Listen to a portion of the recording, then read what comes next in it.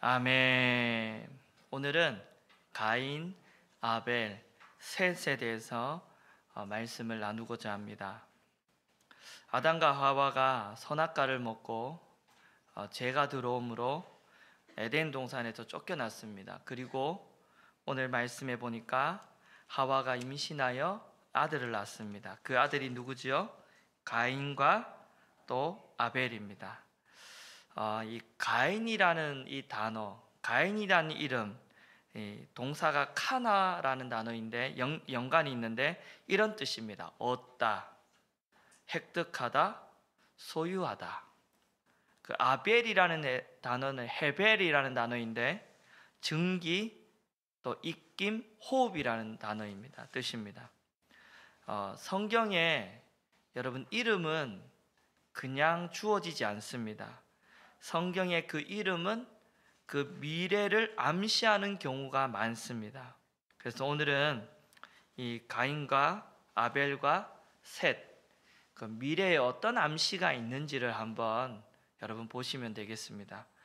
이 아벨은 오늘 말씀해 보니까 무슨 자라고요? 양 치는 자. 아벨은 뭐라고요? 양을 치는 자. 가인은 농사를 짓는 자. 세월이 흘렀습니다. 두 사람이 소산물을 바칠 시기가 되었습니다. 농사꾼인 가인은 땅의 소산, 즉 곡식으로 제물을 바쳤죠. 아벨도 자신이 기른 양소 첫 새끼를 골라 그 기름과 함께 하나님 앞에 바쳤습니다. 여기 보면 첫 새끼와 그것의 기름, 이 기름은 복부 내장의 기름 덩어리를 말합니다. 그래서 이 기름은 짐승의 가장 본질적이고 가장 중요한 부위를 제단에서 태워서 바쳤다라는 거예요. 기름과 고기를 다 태웠다라는 것은 레위기에 나오는 제사 가운데 번제에 해당합니다. 번제의 형식으로 다 태워서 누구에게 바쳤다고요? 하나님께 바쳤다. 많은 해석가들이 제물에 피가 있는지 여부에 의하여 하나님의 반응이 결정되었다라고 주장합니다. 그 폰 라드라는 이 주석가는 피의 희생이 여호와께 더 기쁜 제물이 되었기 때문에 아벨의 제사가 연락되었다라고 말합니다.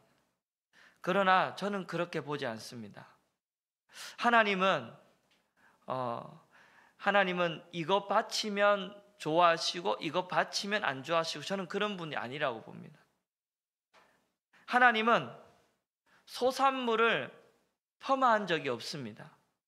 곡식 제사도 동물 제사와 마찬가지로 동등한 가치가 있다고 저는 생각합니다. 또 맞습니다. 성경에 곡물 곡식도 제사로 드립니다. 그게 하나님이 원치 않는다면 소재 같은 거를 하나님이 안 만들으셨겠죠.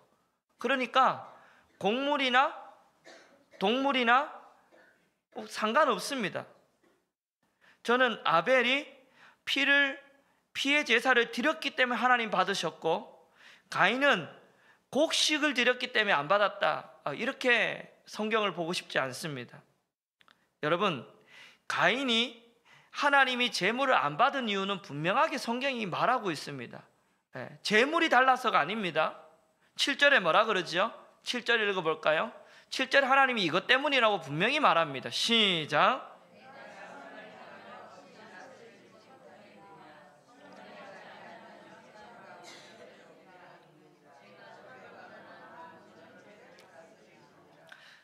하나님 안 받으신 이유가 뭐라고요? 너가 선을 행하지 않았다라는 거예요. 왜 안 받으셨냐? 선을 안 행했다라는 거예요. 오늘 본문을 자세히 관찰하면 두 사람의 제사를 드리는데 태도의 차이가 있습니다. 가인은 단순히 소산물의 그냥 일부를 가져옵니다. 여기에 보니까 첫 소산물이거나 채상품을 가져왔다는 단서가 없습니다. 그냥 소산물 가운데 가져온 거예요. 그런데 아벨은 어떻죠? 첫 새끼, 기름, 최상의 부위, 기름은 최상의 부위입니다. 최고로 좋은 거 가져왔어요. 가인과 아벨의 차이예요. 가인은 마치 마지못해 허례의식에 제사를 드리는 그런 인상을 줍니다. 특히 그의 마음은 제물을 거절당했을 때 분명히 나타납니다. 가인이 뭐죠? 고개를 푹 숙였습니다. 이것은 하나님 부끄러워서 면목이 없어서 보이는 반응이 아니라 분을 참지 못해 고개를 푹 숙인 거예요. 굴욕감을 느끼고 고개를 들지 못한 그런 행동, 분을 내는 행동을 취합니다. 여기서 여러분, 가인은 일단 선한 예배자가 아니라는 것을 우리가 발견할 수 있습니다.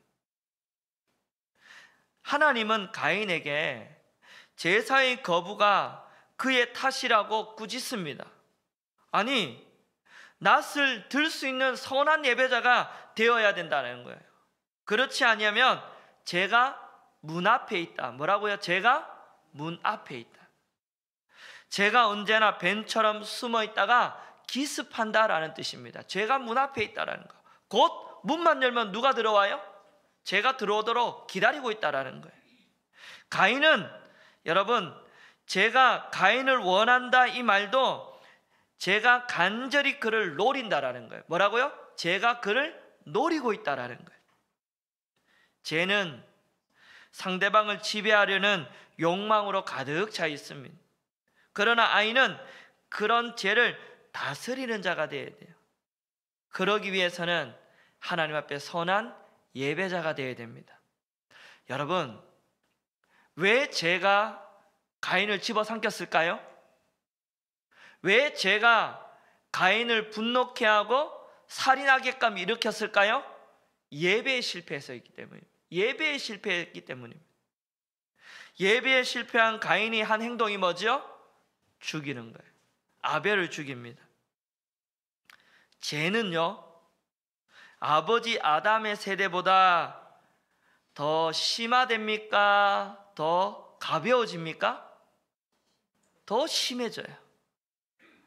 범죄한 아담과 하와에게처럼 하나님은 살인한 가인을 찾으십니다. 예? 살인한 가인을 찾으세요. 내 아우 아벨이 어디 있느냐? 예? 내 아우 아벨이 어디 있느냐? 가인이 뭐라 그러지요? 내가 아우를 지키는 자입니까? 어릴 때 여러분, 이 부분이 굉장히 인상이 깊었어요. 내가 내 아우를 지키는 자입니까? 그래서 누가 물으면 이렇게 대답하는 거예요. 내가 그 사람을 지키는 자입니까? 예? 이 짧은 한마디였지만 굉장히 저희가 인상이 깊었어요. 그래가지고 이렇게 농담을 이렇게 하고 했지만 여러분, 죄에 대한 이 변명, 아담보다 더 심해져요. 하나님은 아벨의 핏소리가 땅에서 호소한다라고 이야기합니다. 무고하게 흘린 피가 하나님께 호소한다. 이 말은, 이 표현은 하나님을 향한 탄원한다 그래요. 탄원. 그래서 재판을 하는데 가인의 죄가 유죄로 판결이 나고 아주 중형의 선고가 됩니다. 어떤 선고가 되죠? 너는 그 피 흘린 피값을 치를 것이다. 가인에게 하나님이 아주 직접적인 저주를 선언하죠. 이미 여러분, 아담의 죄로 땅은 엉망진창이 되어버렸어요. 가인의 죄로 이 땅의 상황은 더 악화되면서 그는 가중처벌을 받았습니다. 12절 볼까요? 12절을 한번 보겠습니다. 시작.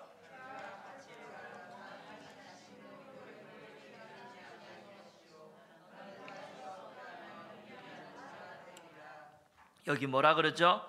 아무리 농사를 열심히 지어도 땅은 아무런 효력도 없고 그는 땅에서 뭐 할 것이다? 유리할 것이다. 방황하고 배회할 것이다. 농사꾼이었던 그에게 땅이 저주를 받는다. 효력이 없다. 이 말은 파산을 의미합니다. 가인은요, 그 자신에게 가해진 이 형벌이 너무나 가중해서 하소연합니다. 그는 자신이 하나님과 멀어지는 것을 두려워하죠. 여러분, 가인에게 또 모든 인간에게 가장 무서운 형벌은요, 하나님이 우리를 멀리 하시는 것입니다. 기도해도 응답이 없는 것입니다. 하나님이 앞에 나아가도 하나님이 만나주지 않는 것이죠. 이게 가장 무서운 것입니다. 하나님의 침묵, 하나님의 버리심. 그런데 성경을 보세요. 하나님이 그를 보호하겠다 약속하시고 더불어 안전을 보장하십니다. 누구든지 읽지는 않았지만 가인을 죽이는 자에게는 벌이 7배나 받을 것이다. 7은 완전한 수입니다. 맞습니까? 안식의 자리 완전한 숫자가 7입니다. 호독한 징벌을 의미합니다. 가인을 죽이면 더 호독한 징벌에 처하겠다라는 거죠. 추가로 보호의 표를 하나님이 이렇게 줍니다. 그리고는 가인이 내쫓기는데 어디로 가냐면 노 땅에 거주하게 됩니다. 16절을 읽어볼까요? 성경 가지고 계신 분은 16절 시작.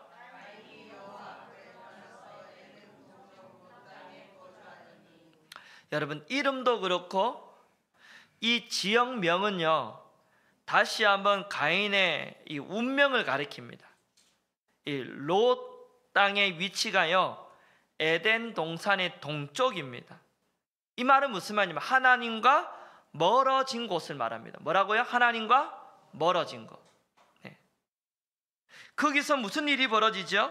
이제 하나님과 멀어졌습니다. 인간이 어떻게 변할까요? 하나님과 멀어진 인간이 좋아질까요? 나빠질까요? 성경을 보면 이제 나옵니다. 가인은요, 아내를 만나 에녹이라는 아들을 낳습니다. 그의 아내가 누구인가? 아마 아담과 하와는 두 아들 외에도 많은 자녀를 낳았고 그들이 분산되어 상당히 세월이 지나 인구가 많이 늘었을 겁니다. 가인은 에녹을 낳고 곧이어 도성을 건설합니다. 그게 뭐냐면 에녹성입니다. 여러분 17절 볼까요? 17절 시작.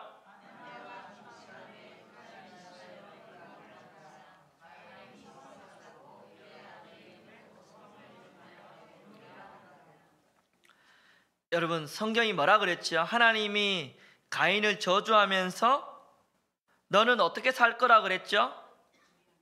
유리하며 살 거라 그랬던데 가인이 뭐를 하죠? 성을 쌓아요. 그의 운명을 거부하는 하나님을 반역하는 행위예요. 이해가 되세요?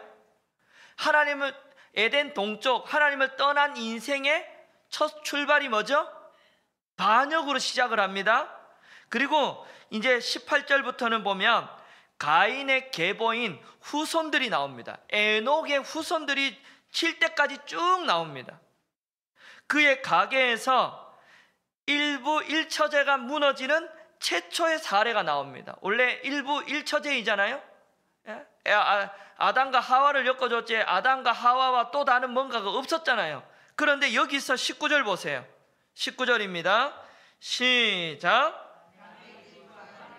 뭐라고요? 라멕이 두 아내를 맞이했다. 일부 1처제가 무너졌어요. 또 가인의 계보에는 아주 목축, 예술, 문명이 아주 발달되고 또 유래됩니다.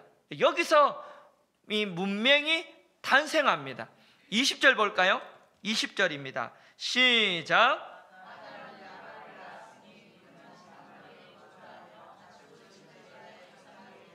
여러분, 여기에 가축을 치는 조상이 되었다고 하는데 이건 셈의 생계형 목축과는 달리 전문 목축업을 말합니다. 목축업의 원조가 누구냐면 야발입니다. 야발. 21절 봅시다. 야발의 동생 유발은 현악기, 수금, 관악기, 둥소를 다루는 조상의 음악의 조상이 되었습니다. 음악이 여기서 나온 거죠. 그 다음에 여러분 신라의 첫 아들 두발가인은 금속 재련사로 금속 기술의 원조가 여기서 나왔습니다.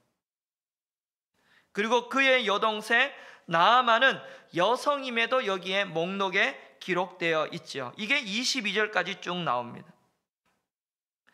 가인의 계열은 인류의 산업, 기술, 예술, 문명의 기원이 되었습니다. 그런데 성경을 보면요, 가인의 5대 손일 이 라멕은요 어떤 사람인가 하면 복수의 하신이자 폭군입니다. 뭐라고요? 복수의 하신이자 뭐라고요? 폭군. 가인은 자신의 상해를 두려워하였으나 라멕은요 더 적극적으로 공격하고 복수로 잔인하게 자기를 방어하는 그런 사람이었어요. 가인을 해치는 자에게는 뭐라고요?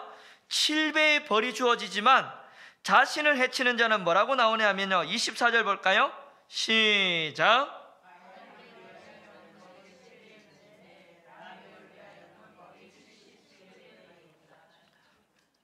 자신을 해치면 77배가 될 것이라고 공포를 조장하고 있습니다. 여러분이 가인과 이 아벨의 제사를 통해 우리가 하나님의 마음을 한 가지 알아야 됩니다. 첫째는 하나님이 어떤 제사를 받으시는가예요. 제물의 종류가 문제입니까? 아니에요. 아벨은 첫 새끼와 기름을 드렸지요. 히브리서 11장 4절에 아벨을 뭐라고 하는지 아세요? 히브리서 11장은 무슨 장이냐면 믿음장입니다. 믿음의 조상이 쭉 나열되는데 그 믿음의 조상에 아벨이 들어가는데 아벨을 뭐라고 하냐면 아벨은 온전한 믿음과 하나님을 경외하는 마음으로 드렸기에 그의 제물을 받았다라고 히브리 기자가 이야기합니다. 그러나 가인의 마음은 받으시기에 합당하지 않았다라는 거예요. 이는 제물을 받아들여지지 않는 다음에 가인이 나온 그 반응에서 알 수 있죠. 그의 마음이 합당하지 않는 것은 그가 하나님 앞에 어떤 말씀을 꾸지람을 들었을 때 회개하고 그가 겸손하는 것이 아니라 오히려 뭐 했다는 거야? 분노했다라는 거죠. 하나님은 제물을 받으시는 분이 아니라 제물을 드린 마음을 받으시는 하나님인 줄 믿습니다. 그래서 여러분 로마서 12장 1절에 뭐라고 이야기하죠? 우리가 하나님께 드리는 산 제물이 되어야 된다라는 거예요. 이게 영적인 예배라는 거예요. 이러한 예배, 형식만 드리는 예배가 아니라 더 중요한 것은 하나님은 우리의 마음을 받으시는 그 예배를 원하신다라는 거예요. 너가 제물을 가져올 때 어떤 마음으로 가져왔냐는 거예요. 그냥 대충 형식적으로 그냥 있는 것 중에 가져왔던 가인, 하나님께 드리는 거니까 최고의 것을, 여기 가운데 최고 첫 새끼, 제일 좋은 거 골라가지고 오는 그 마음을 하나님이 보시고 아벨의 예배를 받으셨다라는 거죠. 여러분 예수님도 마찬가지입니다. 누가복음 21장 1절에 보면 이런 말씀이 있어요. 예수께서 눈을 들어 부자들이 연보계에 헌금 넣는 것을 보시고 또 어떤 가난한 가부에 2 렙돈을 넣는 것을 보시고 가라사대 내가 참으로 너희에게 말하노니 이 가난한 가부가 모든 사람보다 많이 넣었다. 그들은 그 풍족한 중에 헌금을 넣었거니와 이 가부는 그 구차한 중에 자기에 있는 바 생활비 전부를 넣었느니라 하시니라. 할렐루야. 하나님이 뭘 보신다고요? 그의 마음을 보시는 거예요. 없는 중에 그냥 대충 드리는 게 아니라 전부를 드리는 그 마음, 하나님이 그 마음, 우리의 마음을 보신다라는 거예요. 여러분 이게 참 두려운 거예요. 여러분 마음을 안 본다면 그냥 우리 예배 잘 드렸다고 가면 되지만 하나님이 우리의 뭘 보신다고요? 마음, 중심을 보신다니까요. 그러므로 여러분 하나님 앞에 마음을 드리는 선한 예배자가 되시기를 축원합니다. 예배에 실패합니다. 다 실패합니다. 예배가 실패하니까 가문이 실패해요. 가인은 예배에 실패하자 회개하기는커녕 분노하지요. 하나님을 위해 분노합니다. 그리고 시기와 질투로 여러분 어떻게 해요? 동생을 죽이죠. 하나님이 경고했어요. 그럼에도 무시하고 그 아우를 내가 지키는 자입니까? 죽여놓고는 죄가 더 심해지고 동방으로 쫓겨나고, 그러면서 여러분 하나님의 마음을 한번 보세요. 하나님은 어떤 분이죠? 살려주시는 분이에요. 할렐루야. 자비를 구하는 가인에게 보호를 약속합니다. 살인한 인류에 향해 하나님은 살려주시기를 원하시는 하나님이세요. 그렇게 살려주려고 했지만 가인은 유리하는 자라는 그 형벌을 무시한 채 뭘 지었어요? 에녹이라는 성을 지었어요. 가인의 후손들은요, 문명의 창시자로 이 땅에서 안전하게 또 평화롭게 살았는지는 몰라도요, 칼의 노래를 부르던 라멕을 보면 범죄의 재생산, 에덴 동쪽은 탐욕으로 말미암아 아마 무슨 짓을 하든지 모르는 무법천지가 되었을 겁니다. 이것이 예배에 실패한 인생의 가문입니다. 세상이 바로 이거예요. 이제는 여러분 셋에 대해서 이야기하려고 합니다. 이제 예배에 성공한 아벨, 실패한 가인, 그 가인의 후예들의 인생은 무법천지, 죄를 재생산해내고 죄가 더 엄청나게 발달되고, 그런데 여러분 셋은 우리에게 뭘 의미하는지를 한번 살펴보고자 합니다. 아담에게 아벨을 대신하는 아들이 태어나는데 그 아들이 뭐냐면 셋입니다. 그 이름의 그 뜻이 뭐냐면 한번 따라할까요? 대신하는 자. 아벨이 죽었으니까 아벨을 대신하는 자. 아벨 대신에 다른 씨를 주었다라는 뜻입니다. 뭐라고요? 다른 씨를 주었다. 셋도 아들을 낳습니다. 그의 이름을 에노스라라고 부릅니다. 어디 나오죠? 26절 읽어봅시다. 시작.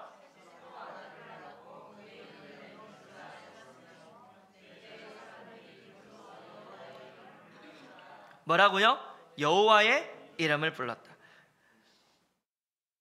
드디어 여호와의 이름을 불렀대요. 어느 시대예요?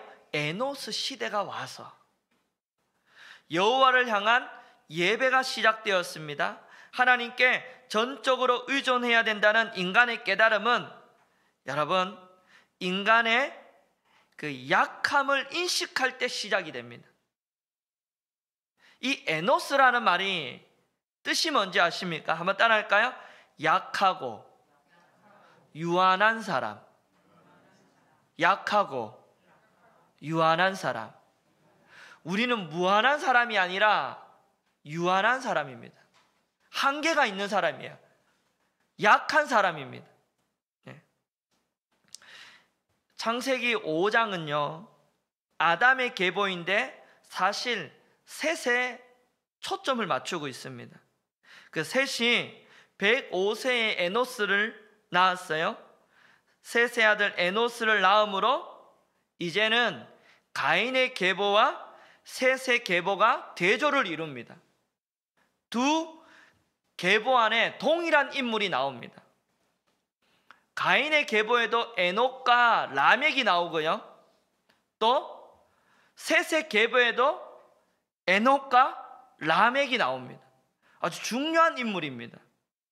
여러분 가인 계열의 에녹은 누구냐면 가인이 추방된 뒤에 처음으로 낳은 아들의 이름이 에녹입니다.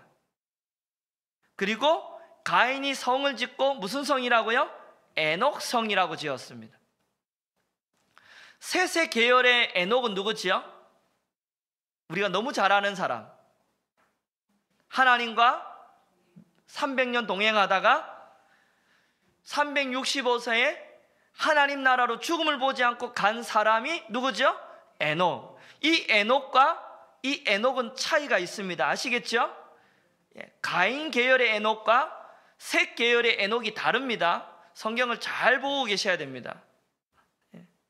사실 창세기 5장의 주인공은 여러분 에녹입니다. 에녹. 핵심은 에녹이에요. 에녹은 65세에 누구를 낳냐면 무드셀라를 낳습니다. 300년 하나님과 살다가 하나님이 그를 데려갑니다.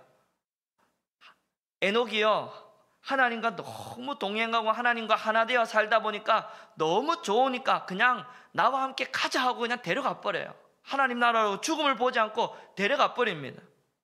365세를 살았습니다. 5장에 유일하게 죽음을 경험하지 않은 사람이 누굽니까? 에녹이에요. 5장에 아담의 족보가 쭉 나와요. 아담의 후손에 반복되는 게 뭐죠? 다 죽은 거예요. 다 죽음의 족보예요. 그 죽음의 족보에 누가 나오죠? 에녹이 나옵니다. 3장에 뭐라 그랬죠? 너희가 선악과를 먹는 날에는 어떻게 된다고요? 반드시? 이 말씀이 5장에 이루어져요? 안 이루어져요? 이루어져요. 하나님의 말씀에 선악과 먹으면 어떻게 된다고요? 반드시? 5장에 보니까 전부 다 죽어요. 전부 다 죽어요. 아무리 많이 살아도 영원한 존재가 아니에요. 유한한 존재가 무한한 존재가 아니에요. 유한합니다. 다 죽어요, 그냥. 하나님의 말씀이 거짓이 아님을 정확하게 5장에 드러나죠. 너희가 죽으리라, 다 죽어요. 하지만 5장에 인간의 죽음을 극복할 영생의 길이 있음을 알려줍니다. 그게 뭐라고요? 하나님과 동행이라는 거예요. 할렐루야. 생명나무는 천사들이 막고 있습니다. 하나님과 동행하면 그 길이 열리게 된다는 거예요. 아멘. 그래서 에녹은 5장의 죽음의 배경 속에 빛나는 존재와 같습니다. 가인 계열의 라멕은 포악한 폭군입니다. 그런데 셋 계열의 라멕은 누굽니까? 노아의 아버지예요. 뭐라고요? 누구의 아버지라고요? 노아의 아버지입니다. 5장 29절에 뭐라고 이야기하죠? 한번 읽어볼까요? 5장 29절입니다. 시작.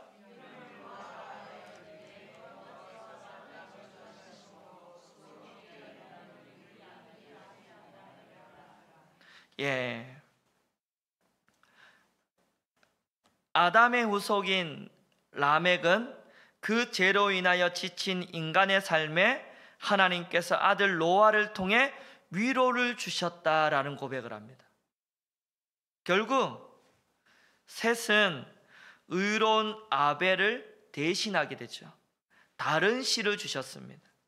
셋의 씨를부터 우리의 죄를 위해 죽어야 될 또 다른 대속자가 나온다라는 거예요. 여인의 후손이 장차 올 것이며 거룩한 족보, 예수 그리스도의 족보가 누구를 통해 온다고요? 셋을 통해 온다라는 이야기예요. 예배에 실패하자 가인은 죽었습니다.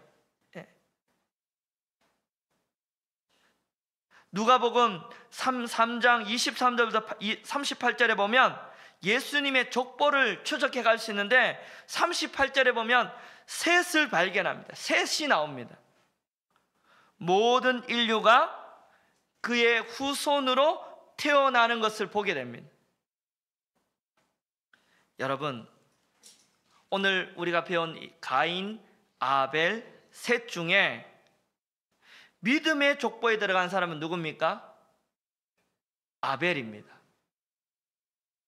히브리서 11장 4절, 믿음의 족보에 들어간 사람은 아벨입니다. 아벨이에요. 히브리 기자나 요한이나 예수님도 아벨을 의인이라고 말했습니다. 왜 그렇습니까? 하나님께 가장 좋은 첫 새끼를 드렸기 때문에, 첫 새끼와 기름을 드렸기 때문에 너 믿음이 좋다.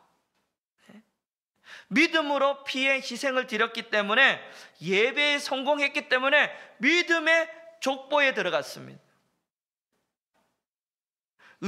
그렇다면 의로운 아벨을 대신해서 예수 그리스도의 족보에 들어간 사람은 누가 있습니까? 셋입니다. 아벨은 믿음의 족보, 셋은 예수 그리스도의 족보입니다. 아벨이 죽고 뭘 줬어요? 다른 씨를 주셨습니다. 그 씨를 통해 누가 나오죠? 쭉쭉쭉 내려가면 누가 나옵니까? 결국 예수 그리스도를 주실 것이라는 약속이에요. 우리는 죽을 수밖에 없는 존재인데 우리를 살리기 위해 다른 씨를 주셨다라는 거예요. 그 씨가 뭐예요? 바로 예수 그리스도를 의미합니다. 우리는 죽을 수밖에 없습니다. 죽지 않는 길이 하나 있어요. 예수 그리스도라는 거죠. 할렐루야. 그분을 믿는 것입니다. 바로 셋은 예수 그리스도의 족보를 말합니다. 우리가 죽지 않는 길은 뭐라고요? 예수 그리스도를 의지하는 것입니다. 그분을 믿는 것입니다. 셋을 통해 주는 우리의 메시지는요, 죽음의 족보는 예수 그리스도로 말미암아 생명의 족보가 된다라는 거예요. 죽을 수밖에 없는 우리를 대신해 주셨다. 이 셋이 대신해 주셨다라는 거잖아요. 죽을 수밖에 없는 우리를 대신해 누구를 주셨다고요? 셋의 족보 밑에 누가 있다고요? 예수 그리스도가 있다라는 거예요. 예수님이 우리를 대신해 죽으시고 우리에게 뭘 주신다? 생명을 주신다는 거예요. 죽음을 바꿔 생명을 주신다라는 거예요. 여러분, 예수 믿으면 끝이에요? 예수 믿고 구원 받으면, 영접하면 끝이에요? 아니에요? 아니에요. 우리가 어떻게 살아야 되죠? 5장의 핵심적인 사람, 에녹입니다. 에녹. 예수를 믿고 그 다음은 어떻게 살아야 된다고요? 에녹처럼 하나님과 뭐 하면서요? 동행하며 살아야 된다. 이게 뭘 얻는 거라고요? 죽음에서 생명을 얻는 길이라고요. 할렐루야. 가인과 아벨은 예배에 실패하면 죽음이에요. 죽음의 족보예요. 죽음의 족보. 여기서 생명을 얻는 것은 뭐라고요? 예수를 믿고 예수님과 동행하는 게 뭐라고요? 생명을 얻는 일이라고요. 생명을 얻는 길이라고, 영생을 얻는 길이라고요. 오늘 가인과 아벨 셋을 우리가 함께 보았습니다. 예배에 실패하면 다 실패합니다. 예배에 성공자가 되시기를 바랍니다. 하나님은 뭘 보신다고요? 마음을 보신다. 마음을 보신다. 너가 어떤 마음으로 여기 앉아 있는지, 너가 어떤 마음을 하나님께 드리고 있는지. 사람은 몰라요. 저는 몰라요. 누구는 아신다고요? 다 알고 계십니다. 하나님은 우리의 중심, 마음을 보시는 분이십니다. 그리고 여러분, 죽을 수밖에 없는 우리를 대신해 누구를 주셨다고요? 셋이 쭉쭉쭉 내려가면 누구를 말한다고요? 예수 그리스도의 족보를 말한다고요. 우리가 살 길은 예수 그리스도밖에 없습니다. 예수 믿고 그분과 동행하는 길밖에 없습니다. 5장의 그 죽음의 족보의 중간에 누가 있습니까? 에녹이 있잖아요. 에녹이. 예수 믿고 그분과 동행하는 길이 영생의 길인 줄 믿으시기 바랍니다. 저와 여러분, 예배에 승리하고 주님과 동행함으로 여러분 영생을 누리는 여러분 되시기를 주님의 이름으로 간절히 축원합니다.